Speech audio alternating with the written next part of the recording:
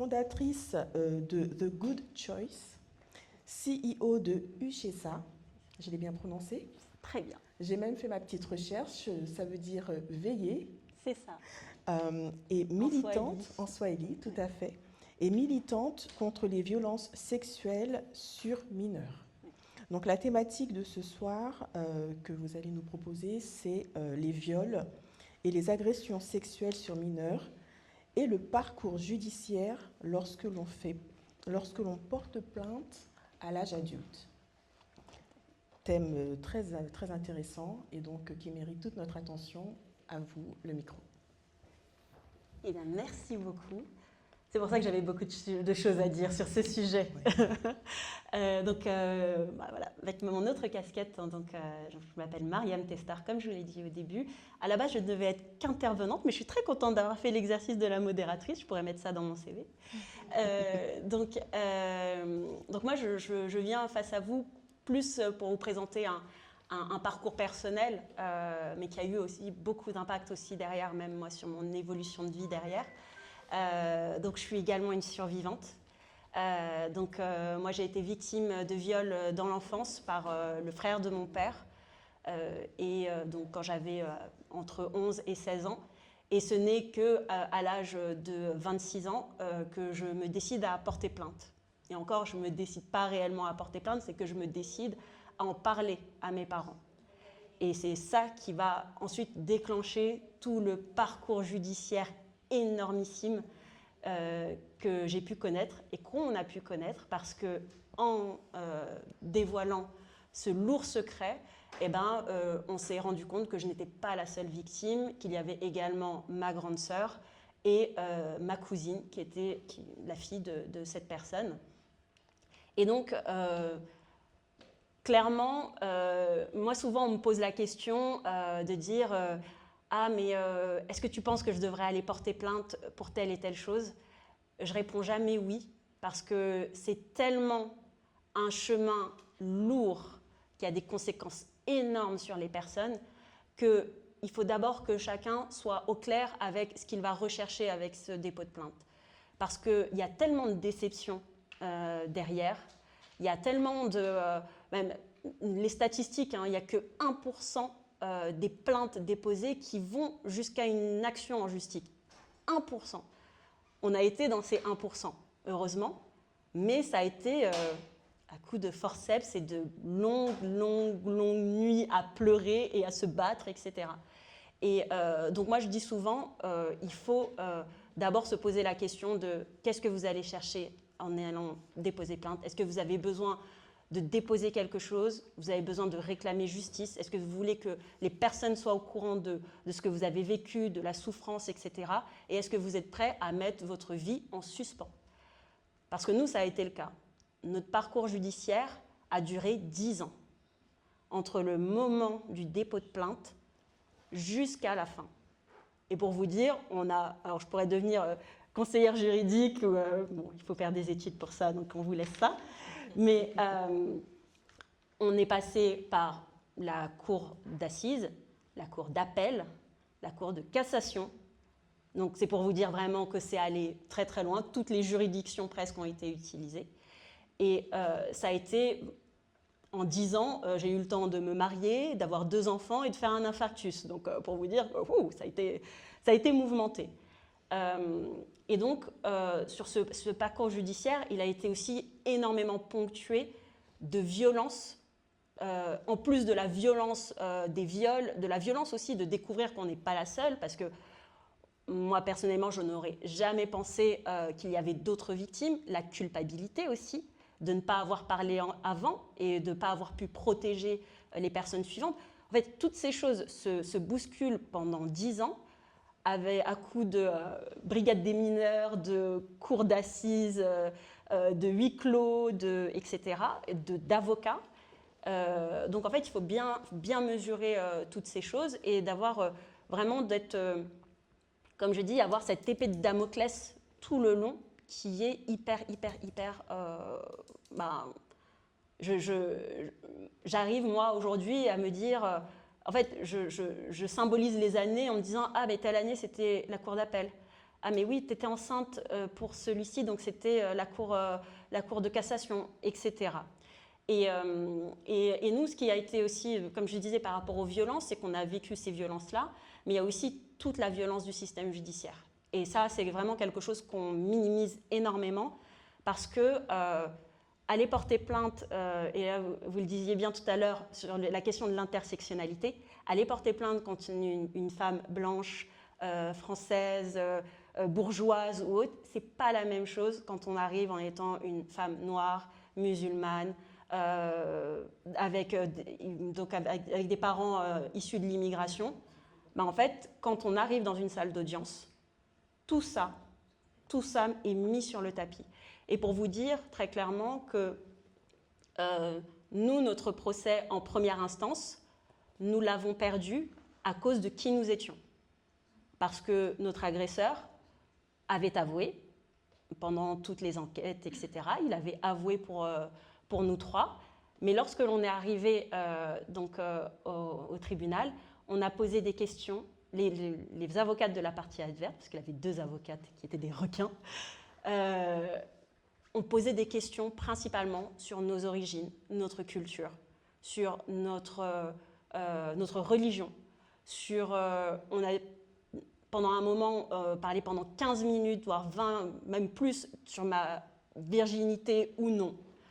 Sur le poids que ça avait, sur le fait que, aussi, parce que c'est aussi un point important, c'est que la défense s'était basée sur le fait que j'avais menti, que j'avais poussé ma grande sœur à mentir également et ma cousine à mentir parce que je m'étais mariée à un homme blanc. L'accusation, vraiment, tout l'argumentaire a reposé sur ça, de A à Z. On a complètement éludé les aveux, les rendez-vous gynécologiques, en fait, les constatations gynécologiques, pour n'être que sur ça. Et lorsque on a perdu, parce qu'on a perdu, à ce moment-là, dans le procès verbal, il était indiqué que, 1, nous ne pleurions pas assez, texto, alors que l'on s'était dit que l'on souhaitait être digne, ne pas pleurer devant lui, etc., et que 2, j'étais une manipulatrice. Donc, c'est pour ça que j'ai abordé ce sujet tout à l'heure, mais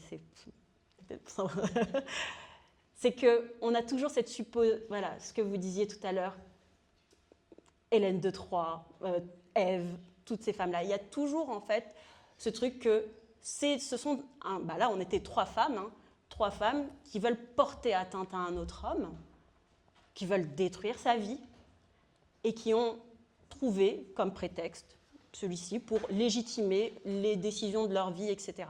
Donc, c'est pour dire que c'est hyper violent parce que là, c'est déjà de traiter de menteuse manipulatrice, c'est très, très difficile. Mais aussi d'être face à ça, il y a eu quand même une approche très raciste.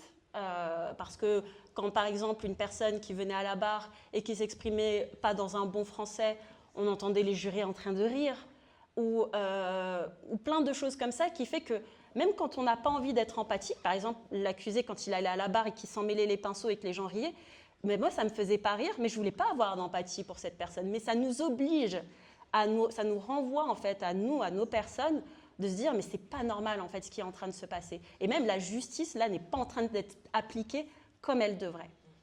Quoi qu'il en soit, donc on perd en première instance aussi parce qu'on avait une avocate juste déplorable à qui on avait dû faire des fiches, qui regardait son téléphone et les photos de son enfant et qui ne reconnaissait pas même la femme de l'accusé.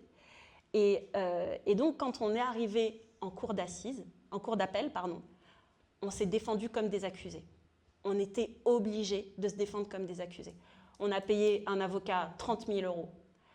On a dû refaire nous-mêmes des enquêtes. On a rappelé des personnes à la barre pour qu'elles viennent témoigner.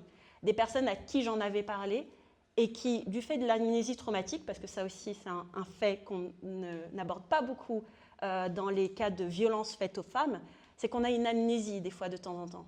Et donc, on va peut-être expliquer une chose de cette façon aujourd'hui, mais peut-être le lendemain, le souvenir sera beaucoup plus flou. Mais on va dire, ah ben non, la personne ment. C'est pas vrai, ce n'est pas arrivé. Ben, vous regardez, c'est pas précis. Mais l'amnésie traumatique, c'était un vrai sujet. Et par chance, à ce moment-là, je me suis souvenue que j'en avais parlé à un cousin à moi. Et c'est important que ce soit un cousin. C'est parce que quand on l'a ramené à la barre et qu'il a témoigné en disant « Effectivement, quand on avait 13 ans, elle m'en a parlé et elle m'a demandé de ne plus en parler », et bien là, son discours était légitime, parce que c'était un homme qui le disait. Par contre, en première instance, on n'avait que des femmes qui venaient témoigner pour nous. Et très clairement, ça a changé la donne pour nous. Qu'un homme vienne à la barre et témoigne contre un autre homme, ça rendait légitime le propos. Donc, heureusement, on a gagné à ce moment-là, il a pris 12 ans de prison. Mais ce n'était pas fini, parce qu'il y a eu la Cour de cassation. Donc là, la Cour de cassation va plutôt... donc ils ont saisi la Cour de cassation, et ça va plutôt étudier si la procédure s'est bien passée, etc. Et finalement, on l'a gagné pour se terminer 10 ans après le premier dépôt de plainte. Aujourd'hui, la personne accusée est sortie de prison. Et encore une fois, une nouvelle violence, c'est qu'on n'a pas été informé. Ça a été par des personnes de l'extérieur qui ont dit « Ah, on l'a vu dehors ». Donc ça aussi, c'est encore une autre violence, de se dire que j'aurais pu sortir, prendre mon métro et bam, tomber sur lui.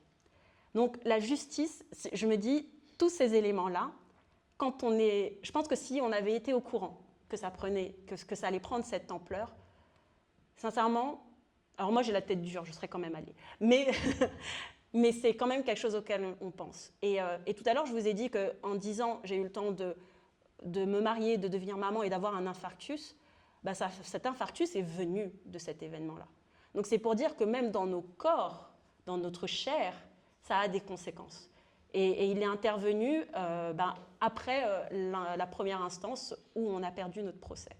Donc il y a tellement de conséquences que ce n'est pas anodin d'aller en justice. Mais par contre, si vous en avez besoin pour vous reconstruire, allez-y. Et moi, j'en avais besoin. Ma grande sœur en avait besoin. Parce que pendant toute sa jeunesse, on n'avait jamais compris, mais elle alternait les hôpitaux psychiatriques, on ne comprenait pas pourquoi. Et à partir du moment où on a obtenu justice, elle va beaucoup mieux et elle n'a plus besoin de médicaments. Donc on en avait besoin pour avancer. Moi, aujourd'hui, tout ça, j'ai dédié ma vie. Très clairement, aujourd'hui, j'ai dédié ma vie à apporter quelque chose aux autres. Que ce soit en tant que dirigeante associative avec The Good Choice, où en fait on accompagne des jeunes des quartiers populaires à prendre confiance en eux, à des jeunes en situation de décrochage. On les accompagne à créer des projets à impact au sein de leur quartier ou de leur village. Que ce soit avec Ouchessa, qui est une entreprise qui m'a reconnectée à mes ancêtres, et qui est une entreprise comorienne qui permet aux femmes qui travaillent dans les métiers des services à la personne de pouvoir vivre décemment de leur métier, ou que ce soit au niveau du militantisme que j'ai sur les violences faites aux femmes et les violences auprès des mineurs, qui m'a permis aujourd'hui de pouvoir m'exprimer dans différents médias tels que Combini ou Période, de faire un documentaire qui est d'ailleurs sorti il y a 2 mois et je vous le conseille, qui s'appelle « Mes mots pour vous le dire » et qui retrace les parcours de 3 femmes, les parcours judiciaires de 3 femmes.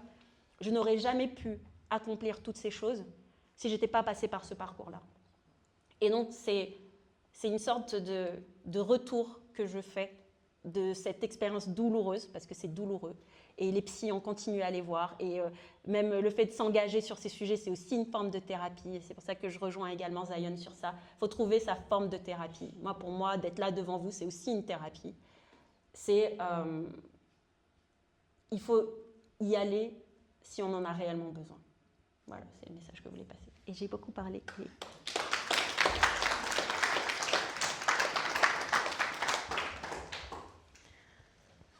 Waouh! J'ai débité, j'ai débité. Non, mais c'était extrêmement touchant. Merci beaucoup pour ce témoignage et merci pour cette vulnérabilité parce que vraiment, vous avez parlé à cœur ouvert sur un sujet très dur.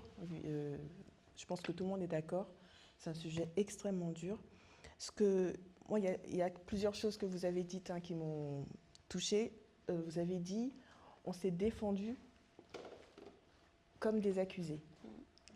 Ça, c'est extrêmement fort. Ça montre à quel point ça a été un combat financier, psychologique, physique de tous les temps.